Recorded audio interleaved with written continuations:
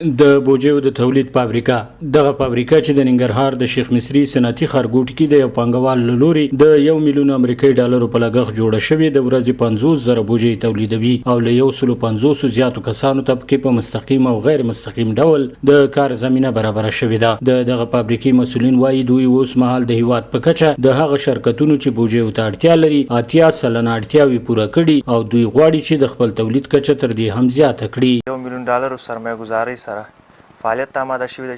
یا د فابریکه تقریبا په ټول د ورځ کې له 40 تر 50,000 پورې تولید لري چې د یاد تولید په اساس موږ د افغانستان اکثره ولایتونه د ټولو هغو شرکتونو چې د بوجي د پیکینګ لپاره ضرورت لري د هغوی تقاضا کور کړې ده او په آینده کې انشاءالله پلان لرو چې یا د تولید ظرفیت ته وسعت ورکو.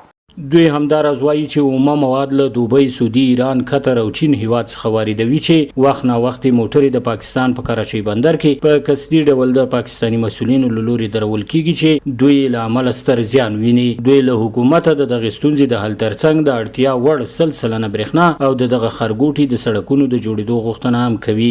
عمده ستونزه چې د ترانسپورت مسله ده او د کراچۍ د ډیمریج مسله ده. زمونږ کانټینري پخوا په پرتله اوس ډېرې زیاتې ایساریږي. ترانسپورت کمپنۍ ټولې د پاکستان مربوط دي. په یو ورځ موږ 100 نه تر 1.5 ډالر پورې موږ هغوی ته ډیټینشن ورکوو. نو دوی قصدي ډول که موږ ووایو په قصدي ډول دوی مثلا دې ته لار هواري تر څو په سپلایرسو باندې په بایرو باندې او په کسټمرو باندې ډیټینشن پیسې چارج شي. د بوجیو د تولید دغه فابریکه چې کابو 2 کال وړاندې جوړه شوې په دې کې په کار بوخ خلک وخت دي چې د کار زمينه ورته برابر شوي خو له حکومت غواړي چې پانګوالو ته د زمينې برابر کړي ترڅو دلته پانګونه وکړي او له کبله یې بیروزګار وګړو ته د کار زمينې برابر شي. په خپل کار خوشاله یو او په خپل کار باندې موږ راضي یو او ډېر خلک په دې کار مصروف دي. دې کارخانه کې شپږو نه تر شپږو پورې کار کوو بیا بل شي پرځي هغوی کار کوي. زه د دې برخه کې زه په دې برخه کې کار کوم دلته هغه څه تر دې سره پورې دا زما مسلک دی. دې کې کار ماشاءالله ډېر ښایسته کار دی. بورې هم ډېر ښایسته کوالټۍ سره جوړېږي. زموږ د حکومت نه دغه غوښتنه ده چې موږ ته د دغه شان نوره زمینه برابره کړي. دغه فابریکې د څار او کنټرول د برخې مسول بیا وایي دوی سره د کارګرو ترڅنګ په دغه فابریکه کې یو شمیر بهرني تخنیکی او مسلکي کسان هم شته چې د ورځې 50,000 بوجي تولید لري. د همدارز له خلکو غواړي چې د کورنۍ تولیداتو څخه د ملاتړ په موخه دي د بهرني تولیداتو پر ځای له کورنۍ تولیداتو ګټه پورته کړي. موږ سره په دې کارخانه کې په حدود د 150 کارګران دي چې په دې جمله کې موږ سره 4-5 خارجي اساتید دي چې هغوی هغه تخنیکي مسایل پر مخ وړي.